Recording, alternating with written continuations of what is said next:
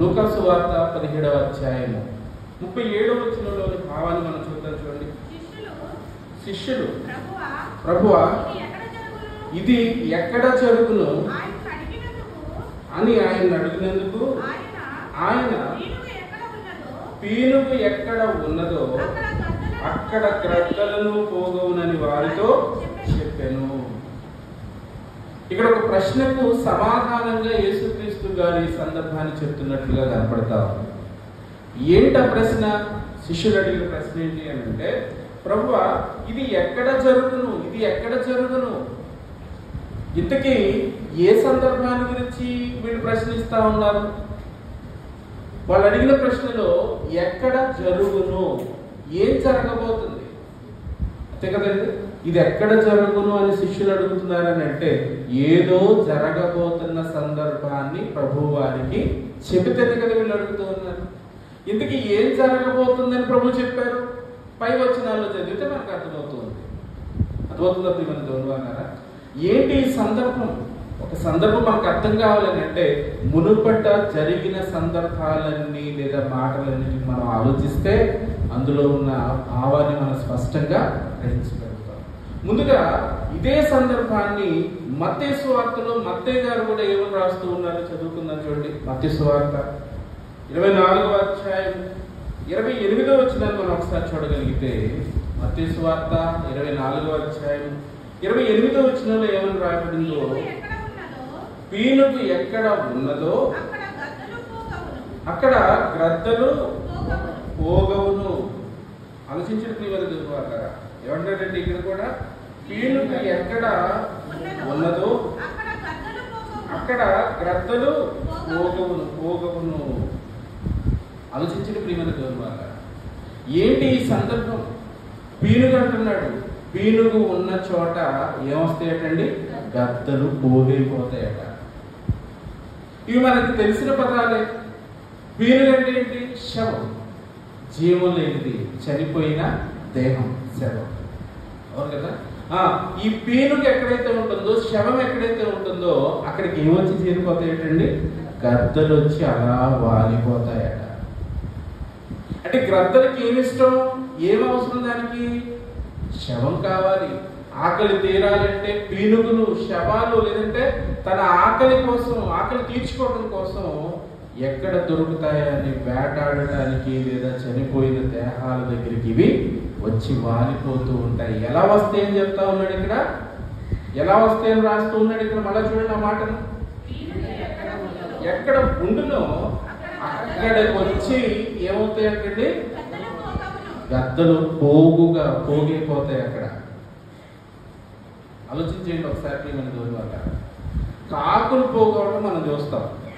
ఎక్కడైనా కరెంటు స్తంభం మీద కాకి కాలిపోయి షాక్ కొట్టి చచ్చిపోయింది అనుకోండి, అక్కడికి ఏమొచ్చేస్తాయి? సమూహాలుగా వచ్చేస్తాయి కాకులు. అవన్నీ వచ్చి అక్కడ కావు కావని గోల చేస్తూ ఉంటాయి, కోలాహలంగా ఉంటుంది అక్కడ. అవును కదండి. ఇప్పుడు గ్రద్దల గురించి మనం ఆలోచిస్తూ ఉన్నాం. గ్రద్దల గురించి చెప్తూ ఉన్నాడు. ఇవేం చేస్తాయి అని అంటే శవం, పీనుగు ఎక్కడైతే ఉంటుందో అక్కడికి వచ్చి పోగైపోతాయి, పోగుగా వచ్చేస్తాయి, గుమికూడిపోతాయి అన్నమాట. గుంపుగా వచ్చేస్తాయి. ఒకదాని తర్వాత ఒకటి ఏం చేస్తూ ఉంటుంది? పొడిచి ఆ దేహాన్ని తినేస్తూ ఉంటాయి. ఇంతకీ యేసుక్రీస్తు గారు ఈ సందర్భాన్ని ఎందుకు చెప్తూ వచ్చారు? ఇప్పుడు అడుగుతాం. లూకా సువార్త 17వ అధ్యాయం 26వ వచనం చదువుకుందాం. చూడండి. లూకా సువార్త 17వ అధ్యాయము 26వ వచనాన్ని మనం ఒకసారి చూడగలిగితే ప్రియమైన, ఈ సందర్భం అంతా లేదా ఈ సంభాషణ ప్రభువుకి శిష్యులకి మధ్య దేని నిమిత్తం జరుగుతుంది అని అంటే ఆయన రాక విషయమై చెప్పబడుతున్న మాటలు ఇవి. యేసుక్రీస్తు రెండవ రాకడలో ఎలా ఉండబోతుంది, ఆయన రాకడ ఎలా జరుగుతుంది, ఆయన వస్తున్నారనే సందర్భం మనందరికీ కూడా ఎలా తెలుస్తుంది, నీ రాకడకును ఈ యొక్క సమాప్తికి సూచనలు చెప్పు ప్రభువా మాతో అని ప్రభువుని శిష్యులు అడుగుతూ ఉన్న ప్రశ్నకు ప్రభువు చెబుతూ ఉన్న సమాధానం ఇది ప్రియమైన దేవుని వారు. ఆ సమాధానంలో భాగంగా 26వ వచనంలో ఏమని చెప్తూ ఉన్నారు ఇప్పుడు చదువుకుందాం. చూడండి. నోవహు దినములలో జరిగినట్లు మనుష్య కుమారుని దినములలోనూ జరుగును. జాగ్రత్తగా ఆలోచన చేయండి ఈ మాటని. నోవహు దినములలో జరిగినట్లు, నోవహు దినములలో జరిగినట్లు అని అంటున్నాడు. నోవహు, ఇంతకీ నోవహు దినములు ఏంటి? ఒకనాడు నోవహు దినములలో జరిగిన సందర్భం ఏంటి అని అంటే, యావత్తు ప్రపంచం మీదకి భయంకరమైన జల ప్రళయం అనేది రావటం. ఎంతమంది బ్రతుకున్నారు ఆ భయంకరమైన ప్రళయంలో అని అంటే, భూమి మీద ఉన్న సమస్త సమూహాలు చనిపోయారు, నోవహు కుటుంబం మాత్రమే రక్షించబడ్డారు. అవును కదండి? ఎంతమంది రక్షించబడ్డారు చెప్పండి? నిద్రావస్థలో ఉన్నట్టుగా వింటున్నట్టుగా నాకు కనపడతా ఉంది. మీరంతా కూడా మీరు యాక్టివ్గా ఉన్నారని నాకు అర్థం కావాలని అంటే మీరు కూడా మాట్లాడుతుంటే బాగుంటుంది. ఎంతమంది రక్షించబడ్డారు? ఎంతమంది? 8 మంది. ఎవరెవరు వాళ్ళు? నోవహు, అతని భార్య, అతని కుమారులు, కోడళ్ళు. వాళ్ళు 6 కొడుకులు కోడళ్ళు కలిపి 6, భార్య భర్తలు 2, 8 మంది మొత్తం. మిగిలిన వాళ్ళంతా ఏమైపోయారు? జల ప్రళయంలో నశించిపోయారు. అర్థమవుతుందా? అయితే నోవహు దినములలో జరిగినట్టు మనుష్య కుమారుని దినములలోనూ జరుగుతుంది.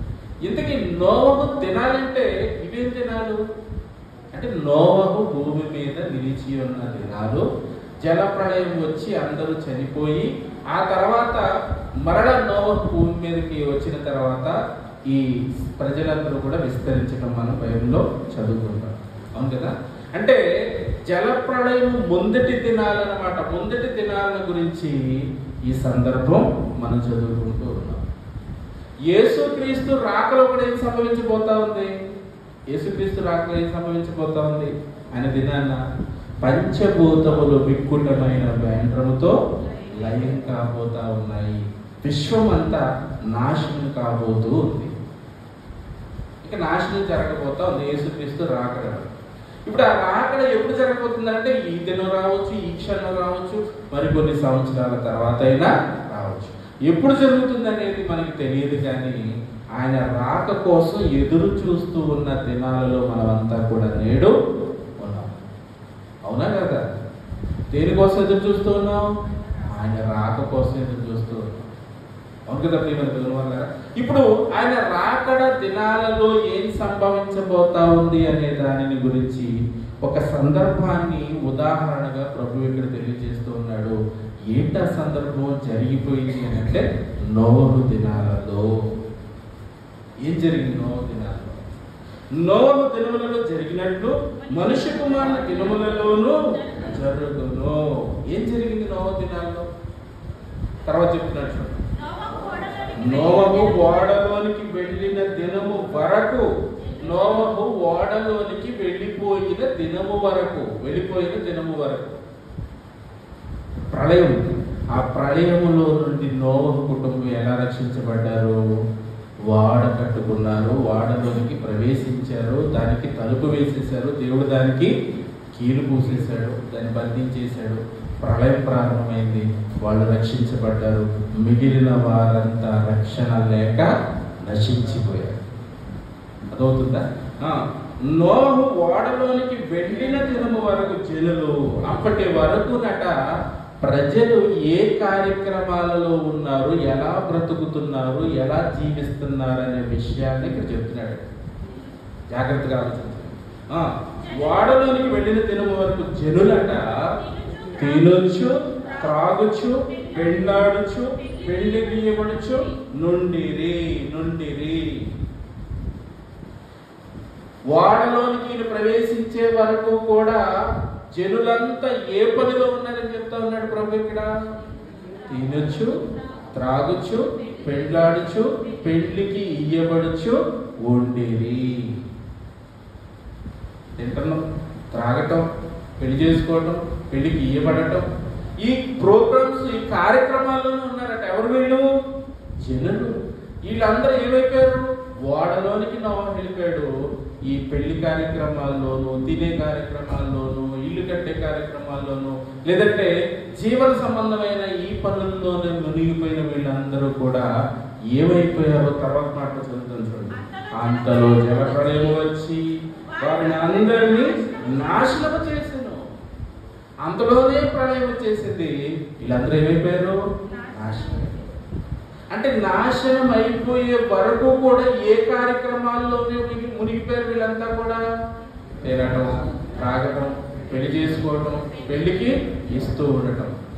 మా అమ్మాయి మీ అబ్బాయికి ఇద్దాం, మీ అబ్బాయికి మా అమ్మాయిని చేసుకుందాం. అవును కదండి? ఈరోజు మీ ఇంట్లో ఫంక్షన్, ఆ తర్వాత మా ఇంట్లో ఫంక్షన్, ఆ తర్వాత మన ఊర్లో ఫంక్షన్. అవును కదండి? ఎక్కడ ఫంక్షన్ జరిగినా మనకి పండగే. ఈ కార్యక్రమాల్లోనే మునిగిపోయి ఉన్నారు శ్రీమతి గౌరవాల. మరొక సందర్భాన్ని చూద్దాం. చూడండి, మరి పేతురు రాస్తున్న పత్రికలో మొదటి పత్రిక 3వ అధ్యాయము 20వ వచనాన్ని చదవగలిగితే అక్కడ మరికొంత నోవహు దినాలను గురించిన సందర్భాన్ని ఆయన రాయడం జరిగింది. చదువుకుందాం చూడండి. పేతురు రాస్తున్న మొదటి పత్రిక 3వ అధ్యాయం 20వ వచనంలో, దేవుని దీర్ఘశాంతము ఇంకా కనిపెట్టుచు ఉండినప్పుడు, పూర్వము నోవహు దినములలో ఓడ సిద్ధపరచబడుచు ఉండగా అవిధేయులైన వారి యొద్దకు, అనగా చెరలో ఉన్న ఆత్మల యొద్దకు ఆయన ఆత్మరూపిగానే వెళ్ళి వారికి ప్రకటించును. ఆలోచించిన ప్రియమైనది ఉంటారు. నోవహు దినములలో ఏమి జరిగిందనే సందర్భాన్ని ఇక్కడ మనం చదువుతూ ఉంటే, దేవుని దీర్ఘశాంతం ఇంకా కనిపెట్టుచూ ఉండినప్పుడు, పూర్వము నోవహు దినములలో ఓడ సిద్ధపరచబడుచు ఉండగా నోవహు దినములలో జరిగినట్లే మనిషి కుమారుని దినములలో జరుగుతుందని చదువుకున్నాం కదా ఇందాక. నోవహు దినములలో ఏం జరిగింది అని అంటే సువార్త ప్రకటన జరిగింది. ఎవరు ప్రకటించారు? నోవహు ప్రకటించాడు.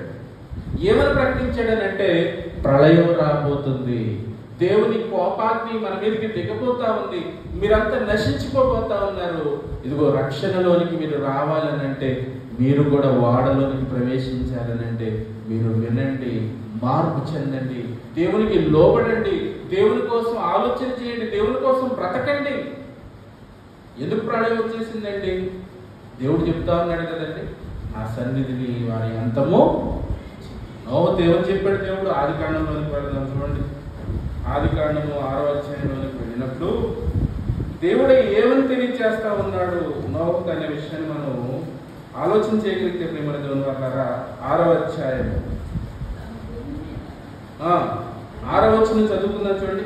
తాను భూమి మీద నరులను చేసినందుకు యెహోవా సంతాపం నుండి తన హృదయంలో నొచ్చుకునెను. అప్పుడు యెహోవా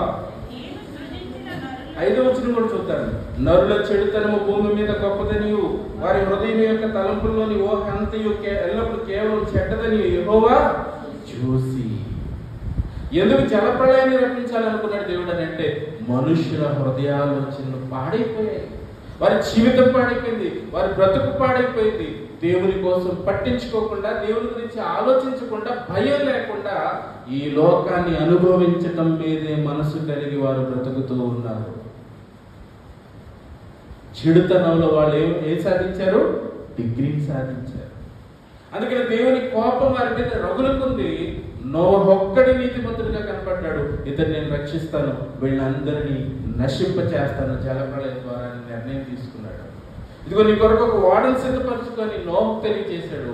నోవహు ఓడను కడుతూ దేవుని కోపాన్ని, నీతిని ప్రకటించుతూ తన పనిని తాను జరిగిస్తూ ఉన్నాడు.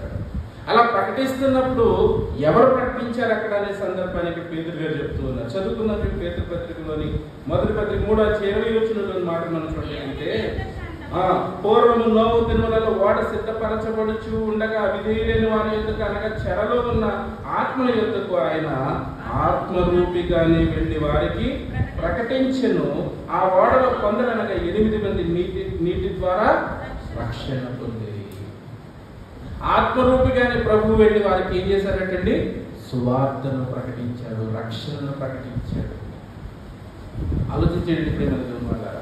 విన్నారా అంటే ఏం విన్నారండి? వింటే ఏమయ్యేవాళ్ళు? మార్పు చెందేవాడు. మార్పు పొందితే ఎందులో ఉండేవాళ్ళు? వాడలోనికి వెళ్ళేవారు. మరి విన్నారా? ప్రకటన జరుగుతూ ఉంది, కానీ వీళ్ళే పనుల్లో ఉన్నారు. ఒక పక్క వాక్యం ప్రకటించబడతా ఉంది, మరో పక్క వీళ్ళే పనుల్లో ఉన్నారు. ఇల్లు కట్టుకోవటం, తోటలు వేయటం, పెళ్లి చేసుకోవటం, తినటం, త్రాగటం, ఈ కార్యక్రమాలను మునిగిపోయారు. ఎప్పుడు తెలిసింది ఈ సందర్భం అంతా వెళకనంటే ప్రళయము వచ్చేసి వాళ్ళు నశించిపోతున్నప్పుడు కానీ వాళ్ళకి తెలియలేదటండి. ఇంతకీ ఈ మాటలన్నింటికి అర్థమేంటో తెలుసా? ఈ మాటలన్నింటికి భావం ఏమన్నా అర్థమవుతుందో ఈరోజు సమాజానికి అంటే ప్రియమైన దేవులారా ఏమీ అర్థం కావటం లేదు. వింటున్నాం, మహాజ్ఞానాన్ని వింటున్నాం, సర్వసత్యాన్ని తెలుసుకోగలుగుతున్నాం, కానీ హృదయం మారుతుందా? బ్రతుకు మారుతుందా? దేవుని కోసం ఏమైనా బ్రతకడానికి నిర్ణయం తీసుకుంటున్నారా? దేవుని కోసం బ్రతికి నిత్య జీవం చేయడం కోసం ఏమైనా ప్రణాళికలు నీ జీవితంలో నువ్వు ప్రయత్నం చేస్తా ఉన్నావా? లేదండి. విన్నట్టుగా కనపడతాం, అన్ని మందిరాల్లో నిండిపోతా ఉన్నారు, అన్ని సంఘాల్లో చాలా సంఖ్యలో ప్రజలు వస్తా ఉన్నారు, కానీ విని మారేటట్లుగా ఏమైనా బ్రతుకుతున్నారంటే ఏ మార్పు లేదండి. ఏ మార్పు లేదు. మరి ఎప్పుడు మారుతారని అంటే చెప్పిన మాటలన్నీ కళ్ళ ముందు నెరవేర్పు జరుగుతూ ఉంటే గాని అర్థం కాదు. అంటే ఎప్పుడు అర్థమవ్వాలి? ప్రాణాపాయం వచ్చేసి ఇక కడసారి స్థితిలోనికి వెళ్ళిపోయి మరణశయ్య మీదకి వెళ్ళిపోయాక అప్పుడు కానీ అర్థం కాదన్నమాట. ఎప్పుడు అర్థం చేసుకుంటే నీకు మేలేనంటే నువ్వు బ్రతికుండగానే దేహంలో నీ ఆరోగ్యం నిండా ఉంటూ ఉండగానే దేవుని కోసం నీ దేహాన్ని, నీ ఆరోగ్యాన్ని, నీ బలాన్ని నువ్వు వినియోగించుకోగలిగే అవకాశం చేయటానికి నీకు చేతికి వచ్చిన పనిని అప్పుడు నువ్వు చేస్తే నువ్వు నీ ప్రాణాన్ని రక్షించుకోగలవు, నీ ఆత్మని నిత్య జీవంలోనికి నడిపించుకోగలవు. కానీ నీకు అర్థమవుతుందని అంటే లేదు. ఎప్పుడు అర్థమవుతుందని అంటే ఇక మరణశయ్య మీదకి వెళ్ళిపోయే పరిస్థితుల్లోనికి. వీళ్ళకి ఎప్పుడు అర్థమైందంటండి? నోవ దినాల్లో ఉన్న వాళ్ళకి జరపడము వచ్చి అందరూ కొట్టుకొని పోయే వరకు కూడా వాళ్ళకి తెలియలేదట. కొట్టుకుపోతున్నప్పుడు బాగా తెలిసిందట ఏం ప్రయోజనం చేస్తారు. అర్థమైందా? అర్థమైపోయిందా? అర్థమయ్యి అర్థం కానట్టుగా, మనసులోనికి వెళ్ళనట్లుగా, మొత్తానికి కొంచెం అదో రకంగా అర్థమవుతున్నట్లుగా నాకైతే బాగా తెలుస్తాను. మన దేవుని వాళ్ళ ఒకనాటి నోహు తరంలో ఉన్నవారి స్థితి ఎలా ఉందో మనుష్య కుమారుని దినములలోనూ అలాగే ఉంది. ఇప్పుడు ఇంతకీ మనం ఉన్నది ఏ దినాల్లో? మనుష్య కుమారుడు. ఇప్పుడు ఆ రోజున వాళ్ళు ఎప్పుడున్నారు? నోహు దినాల్లో ఉన్నారు. ఇప్పుడు యేసుక్రీస్తు వస్తే ప్రళయం వచ్చేస్తాం, నాశనం జరిగిపోతుంది. ఇప్పుడు ఏ దినాల్లో ఉన్నాం మనం? మనుష్య కుమారుని దినాల్లో. ఆ రోజు ఉన్న వాళ్ళు ఏ పనుల్లో ఉన్నారు? తినటం, త్రాగటం, పెళ్లి చేసుకోవటం, పెళ్లికి ఇవ్వబడటం. ఇప్పుడు మనమే దినాల్లో ఉన్నాం, మనుష్య కుమారుని దినాల్లో ఉన్నాం. మనమే కార్యక్రమాల్లో ఉన్నాం. ఇప్పుడు సేమ్ మనమే పనుల్లో ఉన్నాం. చెప్పండి, మనం పెళ్లి చేసుకున్నాం, మనం పిల్లల్ని కన్నాం. ఇప్పుడు నెక్స్ట్ ఏ ప్రోగ్రాంలో ఉన్నాం? వాళ్ళు ఎదుగుతూ ఎలా పెళ్లి చేసుకున్నాం లేదో, వాళ్ళు ఎలాగ పుట్టేశారు, పుట్టేసిన తర్వాత ఇప్పటికే మనంతా అయిపోయిన వీళ్ళు మనం ఏం చేయాలి? ఇప్పుడు ఇంకొకరిని ఎవరినో ఒకరు చూసి పెళ్లి చేసి వాళ్ళని పంపించేసారు. నెక్స్ట్ మనం ఉండటానికి ఇల్లు కట్టుకోవాలి, పిల్లలకి ఇల్లు కట్టాలి. అవును కదండి? పెళ్లి చేసుకోవటం, పెళ్లికి ఇయ్యటం, పిల్లల్ని కనటం, వాళ్ళకి పెళ్లిళ్ళు చేయటం, వాళ్ళని మళ్ళీ పిల్లలు కనేటట్లుగా ఇలా నిరంతరం ఈ కార్యక్రమాల్లో మునిగిపోయారు తప్ప నువ్వెందుకు వచ్చావో, ఏ పని నిమిత్తం దేవుడు నిన్ను ఈ లోకానికి పంపాడో ఆ పని నీ మనస్సులో ఏమైనా నువ్వు ఆలోచన కలిగి ఉన్నావా? ఆలోచించేస్తున్నాను.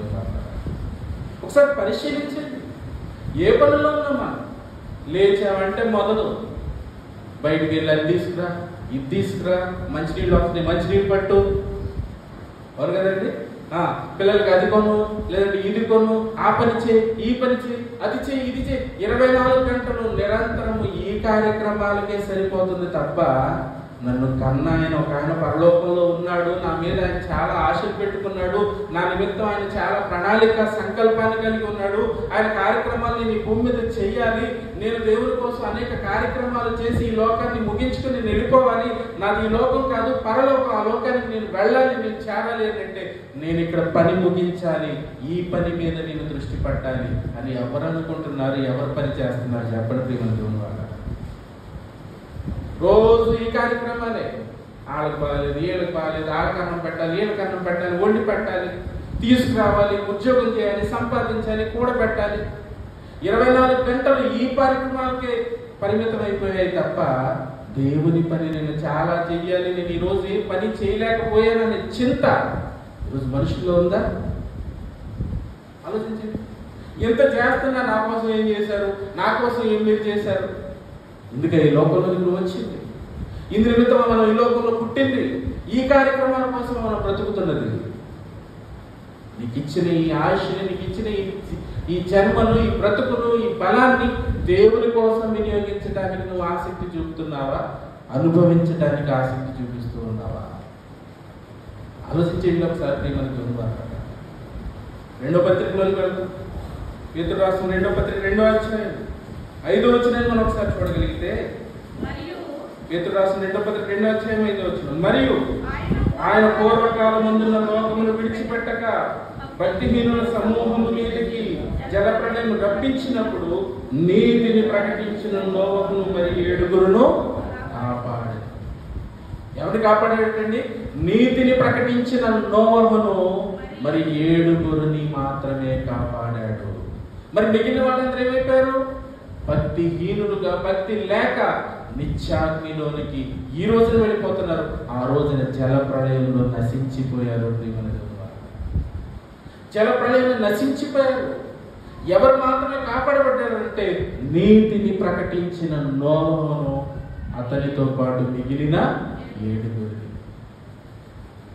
నీతి, దేవుడు ఉన్నాడని, మనల్ని కన్నాడు ఆయన మన కోసం ఎన్నో ఆశలు కలిగి ఉన్నాడని, ఆయన ఇష్టాన్ని మనం నెరవేర్చాలని ఆయన మన కోసం ఎదురు చూస్తూ ఉన్నాడని, నా గురించి ఎవరు వెళ్తారు, నా గురించి ఎవరు చెబుతారు, అనేక మంది నశించిపోతా ఉన్నారు, నన్ను ఎరుగక నిత్యాగ్నిలోకి వెళ్ళిపోతా ఉన్నారు.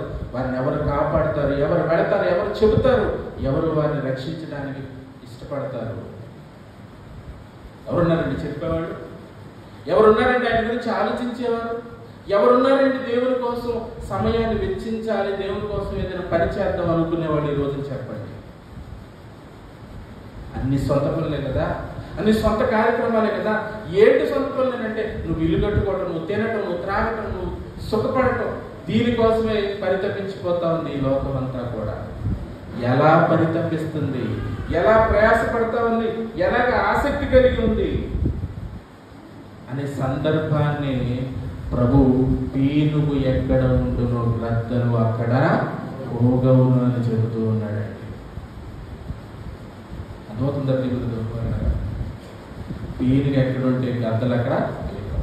ఇప్పుడు మనుషులు ఎలా ఉన్నారు? గ్రద్దల్లాగా ఉన్నారు. లోకం ఎలా ఉంది? పీనుగులాగా ఉంది. మత్తయి సువార్త 24వ అధ్యాయం 37వ వచనం, 38వ వచనం, 39వ వచనం చదువుకున్నారు. మత్తయి సువార్త 24వ అధ్యాయం 37, 38, 39. నోవహు దినములు ఎలాగ ఉండెనో మనుష్య కుమారుని రాకడ అలాగే ఉండెను. జల ప్రళయమునకు మొదటి దినములలో నోవహు ఓడలోనికి వెళ్ళిన దినము వరకు వారు తినుచు, త్రాగుచు, పెండి చేసుకొనుచు, పెండి ఇచ్చుచు నుండి జల ప్రళయము వచ్చి అందరినీ కొట్టుకొని పోవు వరకు ఎరగకపోయింది. అలాగునని మనుష్య కుమారుని రాకడ ఉండును. ఎలా ఉన్నారంటే నోవహు దినాల్లో? జల ప్రళయానికి ముందటి దినాల్లో ఎలా ఉన్నారు? జల ప్రళయం వచ్చినప్పుడు కూడా అదే కార్యక్రమాల్లో ఉన్నారట. ఎలా ఉన్నారు? వర్షం వచ్చే, ఎప్పుడు లేని వర్షం కురుస్తా ఉంది. ఇప్పుడు ఏం చేద్దాం? పెళ్ళి ఆపుతా? వర్షాకాలం వర్షాలకి ఏమొస్తాయండి? పెళ్ళి ఎందుకు ఆపుకోవటం? కళ్యాణ మండపాలు ఎవరన్నా వెతికేయండి, లేదా ఆ టెంట్ హౌస్కి వెళ్ళండి, వాటర్ ప్రూఫ్ టెంట్లు ఇస్తాడు, లేదంటే ఐరన్ షెడ్లు వేసేయండి. వేసేసి ఏం చేసేద్దాం? పెళ్ళి ఆపొద్దు, పెళ్లి చేసేద్దాం.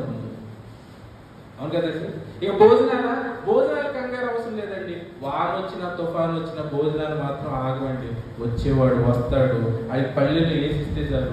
ఏ చెట్టు కింద అయినా, ఏ గుంట్లోనైనా కూర్చొని ఏం చేస్తాడు? తినేస్తాడు. తినేందుకు ఆపుతాడు? అవునంటారు కాదంటారు చెప్పండి? భోజనాలు అయ్యో వేస్ట్ అయిపోతాయని నేను టెన్షన్ పడాల్సిన అవసరం ఏమైనా ఉందండి? ఏమి ఉండదండి.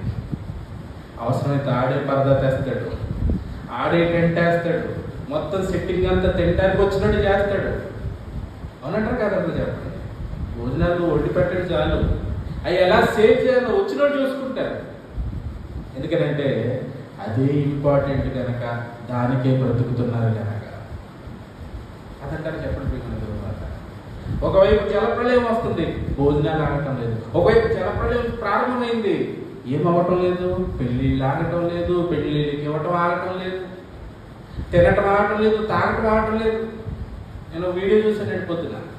ఒక పక్క మొత్తం వరద వచ్చేసి ఆ అపార్ట్మెంట్లు, క్వార్టర్స్ అనుకుంటా, మొత్తానికి పెద్ద బిల్డింగ్లు, ఆ బిల్డింగ్లో నీళ్ళన్నీ నిండిపోయి ఒక ఇద్దరు ఏం చేస్తున్నారో తెలుసా, 3 కుర్చీలు తెచ్చుకొని ఆ ఇంటి పక్కనే బయట ఆ నీళ్లలో కుర్చీలు వేసుకుని, ఆ కుర్చీలు ఎదర 2 బాటిల్స్ పెట్టుకున్నారు, 2 గ్లాసులు పెట్టుకున్నారు, మంచి స్నాక్స్ పెట్టుకున్నారు. అటు అడుగుచ్చినాడు, ఇటు కూర్చున్నాడు, పోసుకొని చీర్స్ ఇచ్చుకుని తాగుతా ఉన్నారండి. ఏ కార్యక్రమంలో? వరద వచ్చేసి బిల్డింగ్లన్నీ మునిగిపోతే ఆ మునిగిపోయిన బిల్డింగ్ బయట నీళ్లలో కుర్చీలు వేసుకొని హాయిగా తాగుతా ఉన్నారండి. సాక్ష్యం వచ్చేసి సాక్ష్యం అంటే అర్థం ఏంటి?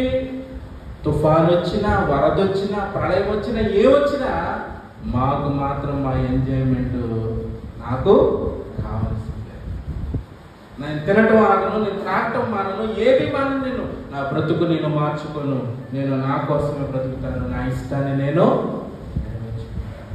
ఎందుకు దేవుడు పంపాడో, ఏ పని నిమిత్తం ఈ లోకంలోకి వచ్చామో, ఇది మాకు అక్కర్లేదు, ఇది మాకు వద్దే వద్దు.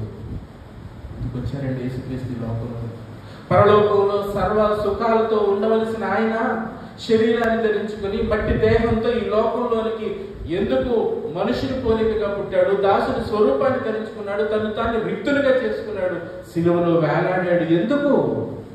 నీవు నేను మనలో ఎవరు నశించడం దేవుడికి ఇష్టం లేదు కనుక మనల్ని రక్షించాలని, మనల్ని కాపాడాలని శరీరంతో ఈ లోకంలోనికి వచ్చి అంత శ్రమను అనుభవించి అంత త్యాగం చేసి రక్తాన్ని చిందించింది ప్రభువు మన కోసం. అయితే ఆయన నమ్ముకున్నామని చెప్పుకొని ఈ రోజున క్రైస్తవులను చెప్పబడుతున్న వారు ఈ రోజున సంఘాల్లోకి వచ్చాక కూడా దేవుని కోసం బ్రతుకుతున్నారా? దేవుని కోసం ఆలోచిస్తున్నారా?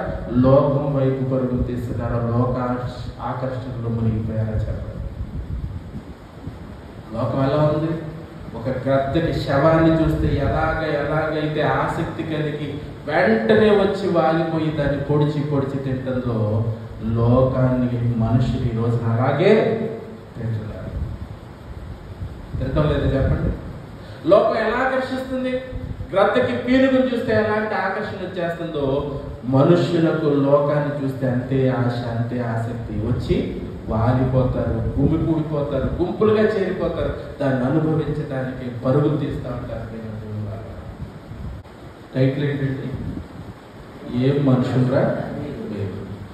ఏమైంది అనుకో, లోడుతో వెళ్తుంది ఒక లారీ. ఆ లోడు మటన్ కాదు, మటన్ బిర్యానీ కాదు. ఏ లోడ్ అది? సబ్బులు లోడ్. సబ్బులు లోడ్ అంటే పాప యాక్సిడెంట్ అయింది.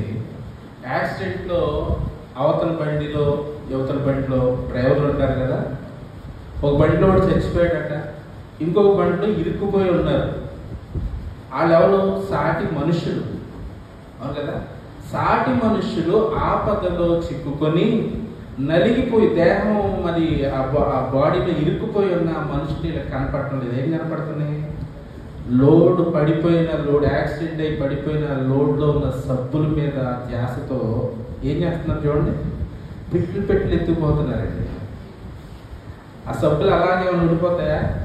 లేకపోతే బంగారు పిల్లలు అవేమన్నా నీళ్ళల్లో కరిగిపోయే సబ్బుల్ని ఎంత ఆసక్తితో వెళ్ళిపోయి గుంపులుగా వెళ్ళిపోయి వాటిని తీసుకుని వెళ్ళిపోతా ఉన్నారు ఇళ్లలో దాచుకోవడానికి. కానీ ప్రమాదంలో చిక్కుపోయిన మనిషిని కాపాడాలని ఒక్కడు అనుకోవటం లేదు. ఆ యాంకర్ చెప్తా ఉంది కదా, మానవత్వం లేదు అంటే వీళ్ళు ఏం మర్చిపోయారు? అరే నేను మనిషిని, నాకంటూ ఒక విలువ ఉంది, నాకంటూ ఒక హోదా ఉంది, నేను కష్టపడుతున్నాను, సంపాదిస్తున్నాను. ఆఫ్టర్ ఆల్ అది ఎంత 30 రూపాయలు 40 రూపాయలు ఉంటుంది సబ్బు. ఒక పెట్లో ఒక 10 లేకపోతే 100 సబ్బులు ఉన్నాయి అనుకోండి, ఓ 2000 3000 ఖరీదు చేస్తుంది అది. నేను నా విలువను మర్చిపోయి సాటి మనిషిని కాపాడాలన్న స్పృహను మర్చిపోయి నేనేంట్రా సబ్బును తీసుకెళ్ళిపోతున్నాను అని ఎవడైనా అనుకుంటున్నాడా? అంటే వీడికి ఏం లేదు, తామెవరు తామేం చేస్తున్నామన్న స్పృహ. ఈరోజు ఈ భూమి మీదకి దేవుని కుమారులుగా పరలోకాన్ని విడిచి వచ్చామన్న జ్ఞానాన్ని మరిచిపోయి ఈ సమాజం అంతా కూడా దేనికోసం ఎలాగ వాలిపోతుంది లోపల అని అంటే, ఒక మంచి హోటల్ ఉందనుకోండి, పొద్దున్నే ఆదివారం ఆ లక్ష్మీ క్యాంటీన్ దగ్గరికో లేదంటే ఎదురు క్యాంటీన్ దగ్గరికి వెళ్ళామనుకోండి, ఎవరుంటారు అక్కడ? మందలుగా పడిపోయి ఆ కౌంటర్లో నాకు 2 ప్లేట్లు, నాకు 5 ప్లేట్లు, నాకు 6 ప్లేట్లు, నేను ముందు ఇచ్చాను, నాకు తొందరగా. పీనుగు మీద గద్దలు ఎలా ఉంటాయి? పొడిచి ఎక్కడైపోద్దా అనుకుని కంగారంగా తినేస్తుంది కదండి. ఈరోజు లోకాన్ని కూడా మనుషులంతా గ్రద్దల్లాగా పొడిచి అనుభవించడం కోసం పరుగులు తీస్తా ఉన్నారు. అదంటారు చెప్పండి. పీనుగు ఎక్కడ ఉందో గ్రద్దలు అక్కడ పోగవు. మంచి టిఫిన్ బాటలు ఎక్కడ ఉన్నా అక్కడ పోగవుతారు. పట్టణంలో వాళ్ళందరూ వచ్చి పడిపోతారు అక్కడే. పట్టణ కొట్లు ఖాళీ ఉండవు, సినిమా థియేటర్లు ఖాళీ ఉండవు, రైల్వే స్టేషన్లు ఖాళీ ఉండవు, హోటళ్ళు ఖాళీ ఉండవు. 400 బిర్యానీ సెంటర్లు ఉండేటండి కొందరిలో. కానీ ఒక గంట లేట్ అయితే మీరు ఎతకండి, ఒక ప్యాకెట్ దొరికితే బిర్యానీ ప్యాకెట్ ఖాళీ అయిపోయింది. మళ్ళీ వెళ్తారు. ఏమైపోయింది? వేశారు లోకాన్ని ఎంతగా ఆశపడుతుంది ఈ సమాజం అని అంటే, లోకాన్ని అనుభవించడం మీద దృష్టి. మందలుగా వెళ్ళిపోవటం, గుమ్ము కూడిపోవటం. పీనుగు ఎక్కడ ఉండను అక్కడ గద్దలు ఏమవుతాయట? పోగైపోతాయి. ఇప్పుడు లోకంలో ఉన్న వాటి మీద మనుషులు ఎంత వ్యామోహం పెంచుకున్నారని అంటే, లోకాన్ని అనుభవించడం కోసం అలా వచ్చి పోగైపోతా ఉన్నారు. అనుభవించడానికి ఊహించేస్తారు. లూకా సువార్త 17:28 ఊహించేస్తారు. లూకా సువార్త 17:28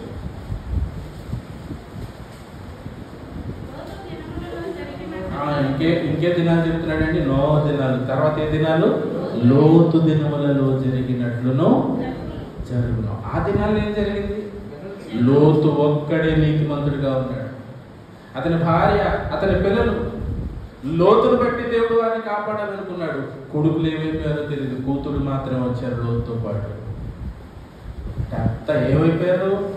దేవుని మీద ఆసక్తి, దేవుని మీద దృష్టి, పరలోకం చేరాలన్న ఆసక్తిని మనుషులు మరిచిపోయి లోకం మీదే దృష్టి కలిగి, లోకాన్ని ప్రేమించేవారుగా, లోకాన్ని అనుభవించడం మీదే ధ్యాస కలిగిన వారుగా, లోక ఆశలలో మునిగిపోయిన వారుగా కనబడతా ఉన్నారు. ఒక పీనుగు ఎక్కడ ఉంటుందో గద్దలు ఎలాగైతే వాలిపోతాయో, ఈ లోకంలో కొత్తది ఏదైనా కనబడిందంటే వీళ్ళు కూడా ఎక్కడికి వెళ్ళిపోవాలి?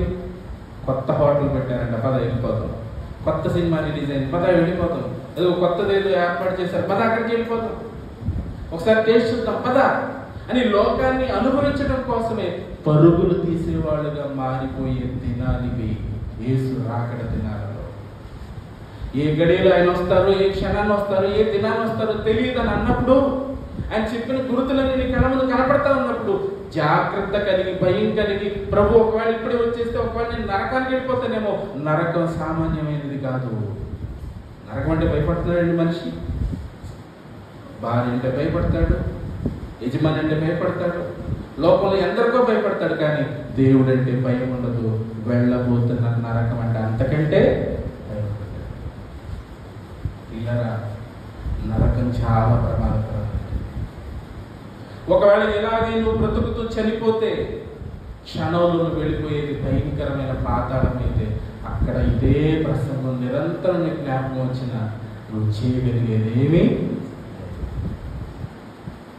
నువ్వు రాబోతున్న వాస్తవమైన జీవితం, నువ్వు వెళ్ళబోతున్న వాస్తవమైన జీవితం, యుగయుగములు శాశ్వత కాలం జీవించి ఉండవలసిన నీవు, ఆత్మగా ఉన్న నీవు, నీ ఆత్మను నిత్య నెమ్మదిలోనికి, సుఖముగా ఉండటానికి నువ్వు కొనుక్కోబడాలి అని అంటే నీకున్న ఆపర్చునిటీ ఒకటి ఏంటంటే నీ బ్రతుకు దినాలు, ఈ భూమి మీద నువ్వు బ్రతికే దినాలి. నీకు నీ ఆశకాలని ఈ బ్రతుకు దినాల్లోనే నువ్వు నిర్ణయించుకోవాలి. నువ్వు డిసైడ్ అయిపోవాలి, నువ్వు సిద్ధపడిపోవాలి. దేని కొరకనంటే ఆ వాస్తవమైన జీవం పరలోకం చేరటం కొరకు. ఇంకా ఎంతకాలం ఈ లోకం మీద దృష్టి పెడతావు? ఇంకా ఎంతకాలం దీన్ని అనుభవించాలని ఆశపడతా ఉంటావు?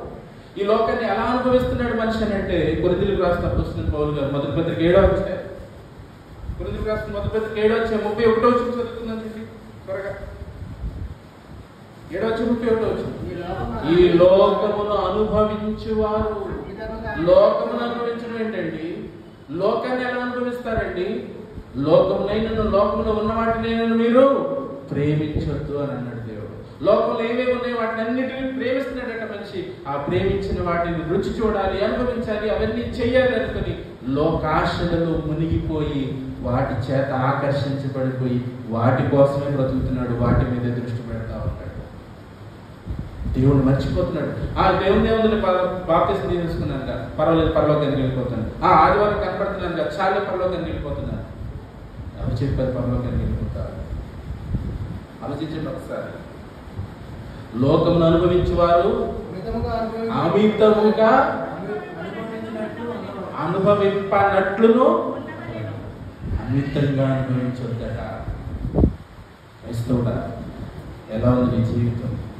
నీ ఆత్మ దేవుని రాజ్యం కొరకు సిద్ధపడగలుగుతా ఉన్నావా? నిత్య జీవం చేరడం కోసం నువ్వేమన్నా ఆసక్తి కలిగి ఉన్నావా? పరలోకం చేరడం కోసం నీ ప్రయాస ఏంటి? నీ కష్టం ఏంటి? నీ గురి, నీ లక్ష్యాన్ని చేరడం కోసం నువ్వు చేస్తున్న ప్రయాస ఏంటి? ఇప్పుడైనా నువ్వు ఆలోచించకపోతే ప్రమాదం చాలా పొంచి ఉంది. ఆయన రాక అతి సమీపంగా ఉంది. నేడు రేపు ఆయన వచ్చేయడానికి సిద్ధంగా ఉన్నాడు. ఆయన ద్వారం వద్దనే ఉన్నాడు, సిద్ధంగా ఉన్నాడు. నువ్వు సిద్ధపడలేదని నీ కోసం టైం ఇస్తూ ఉన్నాడు, ఎదురు చూస్తూ ఉన్నాడు. అది నీకు అర్థం కావడం లేదు. ఇంకా టైం ఉందిలే, ఈ లోకాన్ని అనుభవించేస్తా, ఈ లోపల నువ్వు అనుకుంటా ఉన్నావు. నువ్వు నశించకూడదని ఆయన నీ కోసం ఎదురు చూస్తూ ఉన్నాడు. ఆయన ఓపిక, ఆయన దీర్ఘశాంతం ఎప్పుడు అయిపోతుందో తెలియదు.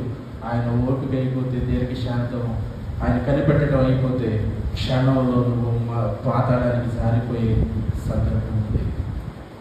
ఏమైనా భయపడుతున్నావా? ఏమైనా నీ ఆత్మ గురించి నువ్వు చింత కలిగి ఉన్నావా? ఇంకా నా పిల్లలు, నా భార్య, నా భర్త, నా కుటుంబము, నా జీవితం అనుకుని అశాశ్వతమైన, అక్షయమైన, అవాస్తవమైన ఈ జీవితంలోనే నీ దృష్టి పెట్టి ఇంకా దీని మీద నువ్వు ధ్యాస కలిగి బ్రతుకుతావా? లేదు. ఇంకా సమయం ఉందనుకుంటున్నావు. లేదు. రోమపత్రిక 6వ అధ్యాయం 12వ వచనం, రోమీయులకు రాసిన పత్రిక 6వ అధ్యాయం 12వ వచనం త్వరగా. కాబట్టి శరీర దురాశలకు లోబడినట్లుగా చావునకు లోనైన మీ శరీరమందు మీ శరీరంలో ఏం చేయొద్దంటున్నాడండి? పాపాన్ని ఏలనివ్వద్దు. చావునకు లోనైన నీ శరీరాన్ని, పాపాన్ని ఏలనివ్వద్దు. మారు, ఇకనైనా మార్పు చెందు. నీ బ్రతుకును మార్చుకో. నీ కోసం బ్రతికిన దినాలు చాలు. నువ్వు చనిపోతే నీకే ప్రమాదం, దేవునికే నష్టం లేదండి. దేవునికే నష్టం ఉంటుంది చెప్పండి? మనం మారకపోతే ఆయనకి ఏమైనా ఇబ్బందా? మనం మారకుండా ఈ లోకాన్ని అనుభవించడం వల్ల ఆయనకేమైనా కష్టమా, నష్టమా? ఆయనకేం లేదండి, మనకే నష్టం. ఎందుకంటే యుగ యుగములు ఆ బాధను అనుభవించడం ఎంత కష్టం ఆలోచించు. భూమి మీద చిన్న చిన్న బాధలని, చులకనైన బాధలని బైబిల్లో దేవుడు రాయించాడు కదా. ఈ చులకనైన శ్రమలకి నువ్వు ఫీల్ అయిపోతా ఉన్నావు కదా. దీనికంటే తీవ్రంగా ఉంటుంది పాతాళంలో ఆ శ్రమ. దీనికంటే 100 రెట్లు అధికంగా ఉంటుంది ఆ భయంకరమైన పాతాళంలో ఆ బాధ, ఆ వేదన. ఆ వేదనలోనికి వెళ్ళొద్దనే కదా యేసు నీ కోసం బలైపోయాడు. ఆ వేదనలోకి వెళ్ళొద్దనే కదా దేవుడు ఇంకా నీ కోసం ఎదురు చూస్తూ ఉన్నాడు. అక్కడికి ఎవరు వెళ్ళకూడదనే కదా అనేకులు నీ మధ్య బోధ చేస్తా ఉన్నారు. ఇంకెంత కావాలి నీకు చెప్పు మారడానికి?